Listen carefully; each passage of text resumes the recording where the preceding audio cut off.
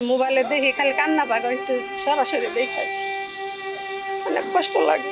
অনেকের চামড়া খসে খসে পড়ে গেছে, চেয়ারই পুরো কয়লা হয়ে গেছে, তখন বাচ্চাদের তো কিছুই নাই হিসাবে। এই চেয়ারগুলো মাইলস্টোন স্কুলের, যে চেয়ারে বসে বাচ্চারা ক্লাস করত।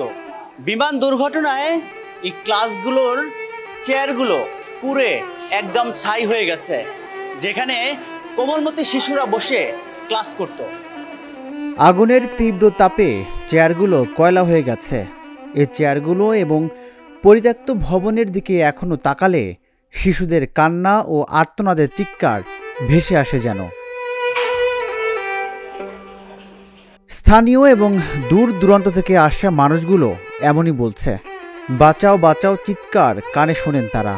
এই শোক সইবার নয়, যা কাটিয়ে উঠতেও কত সময় লাগবে তা অজানা। মনে হয় ভোলা সম্ভব না। মানুষের একটা যেহেতু একটা ছোটো ছোটো বাচ্চা, এই জন্যই সবার মনের ভিতরে একটা আতঙ্ক। পৃথিবীতে আসলে যেতে হবে, কিন্তু এত ছোট বাচ্চা এত অকালে যাবে, এটা একবারে অবর্ণনীয় কল্পনা।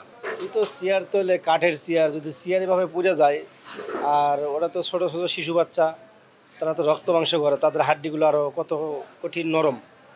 ওই ক্ষেত্রে তাদের অবস্থা যে কি ভয়াবহ ছিল, এই সময় যারা ছিল ভেতরে, আল্লাহ পাক যারা বাঁচছে, যাদের হায়াত আছে তারা বাঁচছে, তারাই জানে সেই আগুনের দৃশ্যটাতে কীরকম। ওর যে প্লেনের শব্দ শুনলেই ওরা ভাবে এই নাকি এখন আবার প্লেনটা পড়ে নাকি, এটা আতঙ্ক সৃষ্টি বাচ্চাদের ভিতরে থাকেই। যদি মোটামুটি বয়স থাকতো তারা বুঝতে বলে না আর পড়বে না, কিন্তু বাচ্চারা যারা ছোটো ছোটো বাচ্চা এখনও পড়তেছে বা স্কুলে আসতেছে, তারা ভাবতেছে এই প্লেন আবার পড়ে নাকি, তাদের ভিতরে আতঙ্কই একটা। যখন চেয়ারই পুরো কয়লা হয়ে গেছে, তখন বাচ্চাদের তো কিছুই নাই হিসাবে। আওয়াজ বোঝা যাইতেছে যে চিৎকার আসতেছে, অনেক একটা অনুভূতি বোঝা যায় যে কিরকম লাগতেছে, এটা নিজে বোঝা যাচ্ছে। স্কুলে এখন সাধারণ মানুষ এবং গণমাধ্যম প্রবেশও রয়েছে নিষেধাজ্ঞা, তাই বাহির থেকেই এক নজর দেখার জন্য ভিড় স্কুলের চারপাশে। জি অবশ্যই, এখনো এই ভয়টা আছে আমাদের মনের ভিতরে।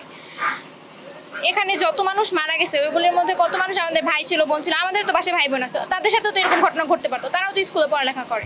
এইখানে আমরা তো আর সামনাসামনি দেখতে পারি না, আমরা ফেসবুকে দেখছি, ভিডিও দেখছি, তো দেখার পরেই ভিতরে অনেক আতঙ্ক সৃষ্টি হয়েছে। তো আমরা যদি স্কুলে যাই, তো বাসায় থাকি বা স্কুলে যাই, উপর দিয়ে যদি প্লেন যায়, মনে হয় আমাদের এখানে পড়ে যাইতেছে। এই স্কুলে বদলে যদি আমাদের স্কুলে এরকম দুর্ঘটনা ঘটতো, তখন কি হতো আমাদের? আগে আমরা প্লেন দেখলে ঘর থেকে বের হতাম প্লেন দেখার জন্য, কিন্তু এখন আমরা ভয়ে প্লেন দেখে ঘরের ভিতর ঢুকে যাই, যাতে প্লেনটা যদি নিচে পড়ে তাহলে আমাদের কি হবে। দেখলে তো এখন আতঙ্কের একটা বিষয় হয়ে দাঁড়াইছে সবার মধ্যে। আগে তো কখনো এরকম দুর্ঘটনা ঘটে নেই বিদায়, তখন মানুষ এটাকে স্বাভাবিকভাবে নিছে। বাট এখন এই ঘটনার পর থেকে মানুষ তো বিমান দেখলে একটা আতঙ্কের ভিতরে পড়ে যাচ্ছে, সেই ঘটনার কথা মনে পড়ে যাচ্ছে। এখনো কান্নার আজাহারির ভিতরে আছে, ঘুরে বেড়াচ্ছে, তাদের বাচ্চাদের অনেকে লাশ খুঁজে পাচ্ছে না।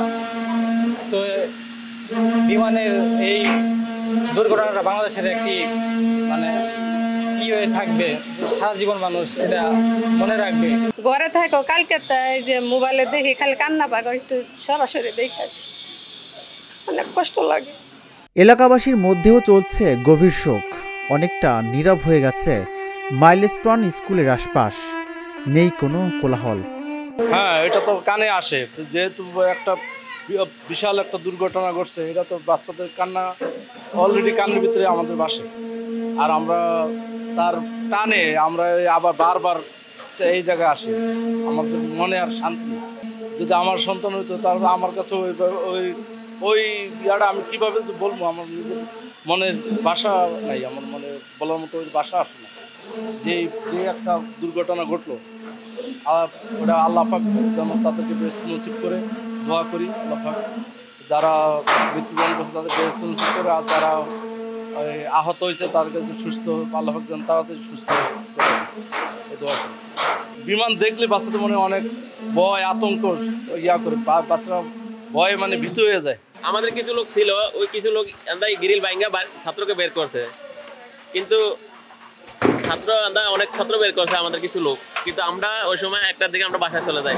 যেখানে ছিল সেগুলো মনে করেন যে বলতে গেলে আমাদের তো ছোটো ভাই, তাই না, আমাদের ছোটো ভাই বোন তারাই তো ছিল। এখন বিমান দুর্ঘটনায় তারা যে মানে এভাবে মারা গেছে যে যে ছিলাম না, মোবাইলে দেখছি আর কি, মানে এতটা পরিমাণ কষ্ট লাগছে যে মানে চোখ দিয়ে আলগে পানি এসে পড়ছে।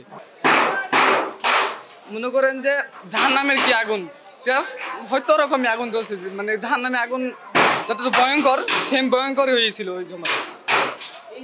ওদেরকে মনে করেন যে অনেকের চামড়া খসে পড়ে গেছে, মানে ভিডিও দেখছি তো, মানে ছিলাম না, আপনার দেখছি যে জানালার পাশ দিয়ে অনেকে ছবি তুলছে, ভিডিও করছে, মানে বেঞ্চের মধ্যে এমনি যে হয়েছিল ঠিক এমনি ছিল, মানে এমনি আর উঠতে পারে নাই, এরকম একটা অবস্থা ছিল ওই জায়গায়।